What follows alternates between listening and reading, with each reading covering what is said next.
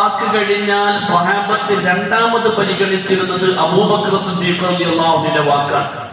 അത് കഴിഞ്ഞാൽ പിന്നെ പരിഗണിച്ചിരുന്നത് അലി റളിയല്ലാഹു അൻഹുവിന്റെ വാക്കാണ്.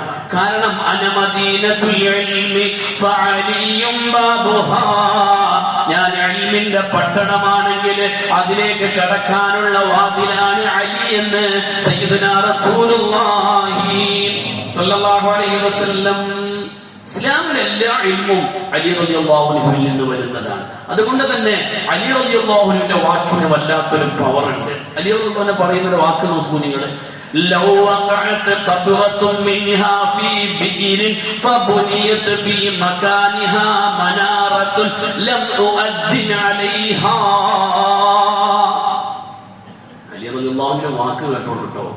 ലൗ വഖഅത് ഖത്റത്തുൻ മിൻഹാ ഫീ ബിഇരിൻ, ഒരിറ്റ് കള്ള് ഒരു കിണറിൽ വീണോ, ഒരിറ്റ് കള്ള് ഒരു കിണറിൽ വീണോ, ഫബുനിയത് ഫീ മകാനിഹാ മനാറത്തുൻ, ആ കിണറിലെ വെള്ളം കൊണ്ട് ഒരു മിനാരം പണിതോ. എന്തിനാ പള്ളിക്ക് മിനാരം വന്നത്? പള്ളികളുടെ ശിആറായി ഉയരമുള്ള മിനാരങ്ങൾ ആദ്യകാലത്ത് എന്തിനാ പണിതത്? പള്ളിക്ക് ഭംഗി ഉണ്ടാക്കാൻ വേണ്ടിയിട്ടല്ല. ഉയരമുള്ള സ്ഥലത്ത് കയറി ബാങ്ക് വിളിച്ചാൽ കൂടുതൽ ആളുകളിലേക്ക് ബാങ്കിന്റെ ശബ്ദം കേൾക്കും. അതിനു വേണ്ടിയിട്ടാണ് ആദ്യകാലങ്ങൾ മൈക്ക് സെറ്റ് സംവിധാനം ഇല്ലാത്ത സമയത്ത് ഉയർന്ന സ്ഥലത്ത് കയറി നിന്ന് ബാങ്ക് വിളിക്കാൻ വേണ്ടിയിട്ടാണ് മിനാരങ്ങൾ ഉണ്ടാക്കിയത്. മിനാരങ്ങൾ ആദ്യം പള്ളിക്ക് പുറത്തായിരുന്നു, പള്ളിയോട് ചേർന്നിട്ടല്ല. പള്ളിയോട് ചേർന്നിട്ടല്ല മിനാരങ്ങൾ ഉണ്ടായിരുന്നത്, പള്ളിയുടെ പുറത്തായിരുന്നു. ആ മിനാരങ്ങളിൽ കയറി നിന്നിട്ടാണ് ബാങ്ക് വിളിച്ചിരുന്നത്. അപ്പൊ അലി റളിയല്ലാഹു അൻഹു പറയാണ്, ഒരു കിണറില് മദ്യം വീണു, കുറച്ച് കള്ളായ ഒരു കിണറില്, ആ കിണറത്തെ വെള്ളം ഉപയോഗിച്ചിട്ട് ബാങ്ക് വിളിക്കാനുള്ള ഒരു മിനാര ഉണ്ടാക്കിയാൽ അതിന്റെ മേലെ കയറി ബാങ്ക് വിളിക്കാൻ പാടില്ല. നിസ്കരിക്കാൻ പാടില്ല എന്നല്ല, ബാങ്ക് വിളിക്കാൻ പോലും പാടില്ല. സയ്യിദുനാ അലി ഇബ്നു അബീ ത്വാലിബ് റളിയല്ലാഹു അൻഹു, അത്രയും ഗൗരവമാണ് ലഹരിയുടേത്. ഇനി ഒന്നും കൂടെ അദ്ദേഹം പറയുന്നു, വലൗ വഖഅത ഫീ ബഹരിൻ തുമ്മ ജഫാ ഫനബത ഫീഹിൽ കലഉ ലമർഅഹു, ഒരു സ്ഥലത്ത് കള്ള് വീണു, അത് ഉണങ്ങിപ്പോയി. ഒരു സ്ഥലത്ത് കള്ളായി വീണു, അത് ഉണങ്ങുകയും ചെയ്തു.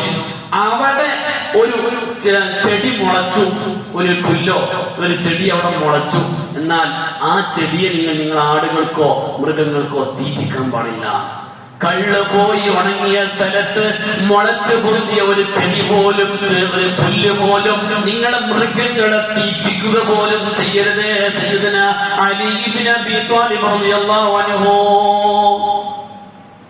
മാത്രമല്ല, ഇതിനോട് ചേർത്ത് ഒരുപാട് ഹദീസുകളുണ്ട്.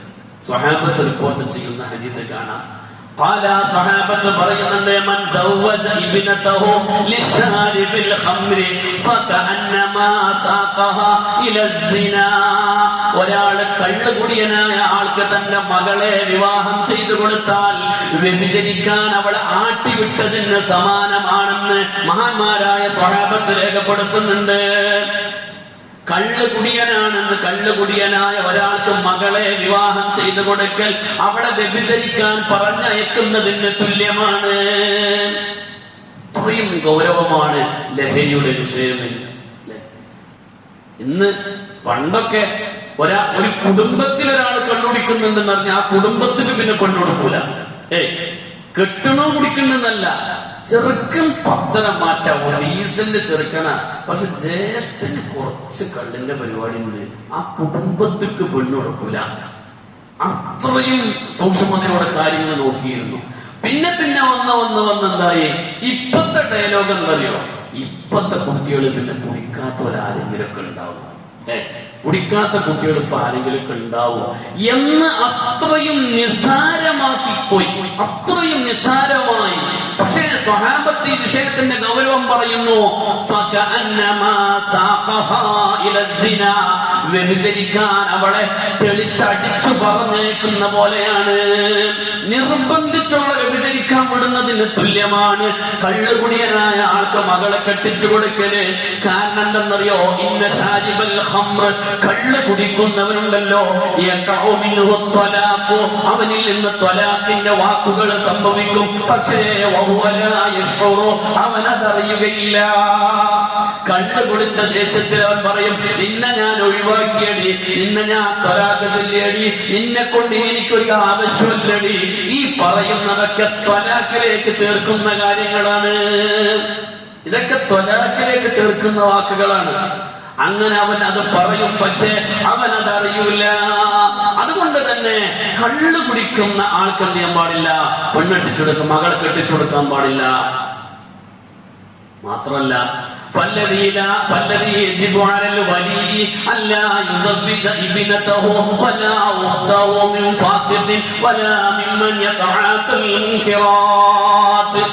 ഇതിനോട് ചേർത്തിട്ട് പറയുന്നത് വലിയുടെ മേൽ നിർബന്ധമാണ്, പിതാവിന്റെ മേൽ നിർബന്ധമാണ്, അല്ലാ യുസവ്വിജ ഇബ്നതഹു, അവന്റെ മകളെ കെട്ടിച്ചു കൊടുക്കാതിരിക്കല്, വലാ ഉഖ്തഹു, അവന്റെ സഹോദരിയെയും കെട്ടിച്ചു കൊടുക്കരുത്, മിൻ ഫാസിഖിൻ, ഒരു ഫാസിഖായ തമ്മാടിയായ ആൾക്ക് കെട്ടിച്ചു കൊടുക്കരുത്. കള്ള് കുടിയനാവണമെന്നില്ല, വേറെ വല്ല ഹറാം പുറത്തും ചെയ്യുന്ന ഒരു ഫാസിഖായ തമ്മാടിയായ ആൾക്ക് കെട്ടിച്ചു കൊടുക്കരുത്. മാത്രമല്ല വലാ മിമ്മൻ യതഅഖൽ മുൻകിറാത്ത്, ഇസ്ലാം അനുവദിക്കാത്ത പല പല പരിപാടികൾ പതിവാക്കിയ ആളുകൾക്കും മകളെയോ സഹോദരിയെയോ കെട്ടിച്ചു കൊടുക്കാതിരിക്കൽ നിർബന്ധമാണ്. സ്വഹാബത്തിന്റെ ഫത്വയാണ്. സുബ്ഹാനല്ലാഹ്. അപ്പോ ഇത്രയും ഗൗരവമാണ് ലഹരി ഉപയോഗിക്കുന്നത് എന്ന്. ഇനി ഒന്നും കൂടെ ചേർത്ത് വായിക്കാം. ഇബ്നു ഉമർ റളിയല്ലാഹു അൻഹു മുത്തനബി സ്വല്ലല്ലാഹു അലൈഹി വസല്ലം തങ്ങളിൽ നിന്നുള്ള ഹദീസാണ്. ഉമർ സമയം കഴിഞ്ഞില്ലേ? ഇബ്നു ഉമർ റളിയല്ലാഹു അൻഹു പറയുന്ന ഹദീസാണ്. നോക്കൂ, ഉമർ റളിയല്ലാഹു അൻഹു പറയുന്നു, ശുർബത്തുൽ ഖംരി, കള്ളുകുടിയെ കുറിച്ച് ഇബ്നു ഉമർ തങ്ങൾ പറയുകയാണ്, ഫലാ തുസല്ലിമു അലൈഹിം, കള്ളുകുടിയന്മാരോട് നിങ്ങൾ സലാം പറയരുത്. കള്ളുകുടിയന്മാരോട്, ലഹരി ഉപയോഗിക്കുന്ന ആളുകളോട് നിങ്ങൾ സലാം പറയരുത്. അവർ രോഗികളായാൽ അവരെ സന്ദർശിക്കരുത്. അവർ മരിച്ചാലോ ആ മരിച്ചോടത്ത് നിങ്ങൾ പോവുകയും ചെയ്യരുത്. കള്ളുകുടിയന്മാരോട്, ലഹരി ഉപയോഗിക്കുന്നവരോട് ഒരു പിന്നെ അനുകമ്പയും വേണ്ട, ഒരു സഹവാസവും വേണ്ട. അവരെ കണ്ട സലാം പറയണ്ട, അവര് രോഗികളായാൽ പോയി സന്ദർശിക്കണ്ട, അവർ മരിച്ചിടത്ത് പോവുകയും വേണ്ട. സുബ്ഹാനല്ലാഹ്. ഇത്രയും ഗൗരവമുള്ള വിഷയമാണ് ലഹരി എന്ന് നമ്മൾ തിരിച്ചറിയണം. അല്ലാഹു കാത്തുരക്ഷിക്കട്ടെ, അല്ലാഹു കാത്തുരക്ഷിക്കട്ടെ. അല്ലാഹുവിന്റെ പരിശുദ്ധ റസൂൽ സ്വല്ലല്ലാഹു അലൈഹി വസല്ലമ തങ്ങൾ പറയുന്നുണ്ട്, ഒരാൾ ലഹരി ഉപയോഗിച്ചു കഴിഞ്ഞാൽ പിന്നെ അവനിക്ക് ഉമ്മയെന്നോ സഹോദരിയെന്നോ മകളെന്നോ തിരിച്ചറിയാത്ത അവസ്ഥ വരും. റസൂലുള്ളാഹിന്റെ ഹദീസാണ്. റസൂലുള്ളാഹി സ്വല്ലല്ലാഹു അലൈഹി വസല്ലമ തങ്ങളുടെ ഹദീസാണ്. അവനിക്ക് ഉമ്മയെന്നോ പെങ്ങളെന്നോ ഒന്നും തിരിച്ചറിയാൻ പറ്റാത്ത രൂപത്തിലുള്ള അവസ്ഥയായി.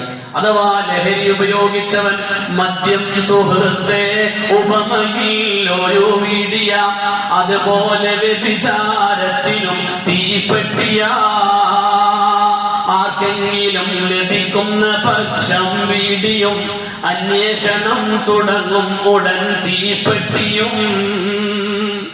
ഉസ്താദ് ഹദീസിനെ ഈ രൂപത്തിലാക്കി പറഞ്ഞത്. അഥവാ കള്ള് മദ്യം സുഹൃത്തെ ഉപമയിൽ ഒരു വീടിയ, കള്ള് കുടിക്കുന്ന വീടി കിട്ടിയതിനെ പോലെയാണ്, വീടി കയ്യിലുള്ളവനെ പോലെയാണ് കള്ള് കിട്ടിയാല്. കാരണം എന്തേ? വീട് കിട്ടിയാൽ അടുത്ത അന്വേഷണം അത് തീപ്പെട്ടി കിട്ടുമോ എന്നാണ്. അതുപോലെ വ്യഭിചാരത്തിനോ തീപ്പെട്ടിയ, അതുപോലെ കള്ള് കുടിച്ച പിന്നെ അടുത്ത ഘട്ടം വരുന്നത് വ്യഭിചാരമാണ്. ആർക്കെങ്കിലും ലഭിക്കുന്ന പക്ഷം വീടിയും, വീട് കിട്ടിയാൽ പിന്നെ തീപ്പെട്ടി അന്വേഷിക്കും. കള്ളു കുടിച്ചാൽ അടുത്ത ആഗ്രഹം വ്യഭിചരിക്കാനായിരിക്കും. കള്ളു കുടിച്ച് കിട്ടിയാൽ പിന്നെ അടുത്തത് അവന്റെ മനസ്സ്, അവന്റെ ശരീരം ആഗ്രഹിക്കുന്നത് വ്യഭിചാരത്തെ ആയിരിക്കും. അല്ലാഹു കാത്തുരക്ഷിക്കട്ടെ, അല്ലാഹു കാത്തുരക്ഷിക്കട്ടെ. ഞാൻ ഒറ്റ സംഭവം കൂടെ പറഞ്ഞിട്ട് അവസാനിപ്പിക്കുകയാണ്. ബർസീസ എന്നൊരു മനുഷ്യന്റെ അവസ്ഥ. ബർസീസ വലിയ ആബിദായ മനുഷ്യനായിരുന്നു, വലിയ ആബിദായ മനുഷ്യൻ. അന്ന റജുലൻ ഖദിമ മിൻ ജൈശാന വജൈശാന മിനൽ യമനി ഫസഅല നബി സല്ലല്ലാഹു അലൈഹി വസല്ലം അൻ ശറാബ്. സ്വഹാബത്ത് ഈ വിഷയം നബി സല്ലല്ലാഹു അലൈഹി വസല്ലം ലഹരിയുടെ ഗൗരവം പറഞ്ഞു കൊടുക്കുന്ന കൂട്ടത്തിൽ കാണാം. ബർസീസ എന്ന മനുഷ്യന് യമനിയായ മനുഷ്യനാണ്. അയാൾ ഒരു മലമുകളിൽ പോയി ഒരു കൂടാരം കെട്ടിയിട്ട് സദാസമയം ഇബാദത്തുമായിട്ട് കഴിഞ്ഞുകൂടുകയാണ്. മുമ്പ് പറഞ്ഞിട്ടുണ്ടാവും, ചിലപ്പോ ആവർത്തന വിരസത തോന്നുമ്പോൾ പൊരുത്തപ്പെട്ടേക്കാം. യമനിലെ മലമുകളിൽ പോയി ഏകാന്തനായി കുടില് കെട്ടിയിട്ട് ജീവിക്കുന്ന ആളാണ് ബർസീസ. സദാസമയം ഇബാദത്തിലാണ്. ബർസീസയുടെ ഇബാദത്ത് ഇബ്ലീസിനെ വല്ലാതെ ചൊടിപ്പിച്ചു. ബർസീസയെ ഒന്ന് പിഴപ്പിക്കുക എന്ന് ഇബ്ലീസ് അത് മനസ്സിലുറപ്പിച്ചു. അതിനു വേണ്ടി കച്ചകെട്ടിയിറങ്ങി. അങ്ങനെ ഇബ്ലീസ് നല്ല വലിയൊരു പണ്ഡിതന്റെ വേഷം ധരിച്ചു. വലിയ പണ്ഡിതന്റെ വേഷം ധരിച്ചു. താടിയും തലപ്പാവും നിസ്കാരത്താഴുമ്പം കയ്യിൽ വലിയൊരു തസ്ബീഹുമാലയെല്ലാം പിടിച്ചിട്ട് ബർസീസയുടെ കൂടാരത്തിന്റെ മുമ്പിലെത്തി. ഒരു രാത്രി സമയത്താണ് ചെല്ലുന്നത്. ബർസീസയുടെ കൂടാരത്തിന്റെ വാതിലിൽ ഇബ്ലീസ് മുട്ടി. ലഅനത്തുല്ലാഹ്. ബർസീസ വാതിൽ തുറന്നു. ഈ വലിയ പണ്ഡിതനായ മനുഷ്യനെ കണ്ടപ്പോ നല്ല കണ്ടാൽ ബഹുമാനം തോന്നിപ്പോകുന്ന ഒരു മനുഷ്യൻ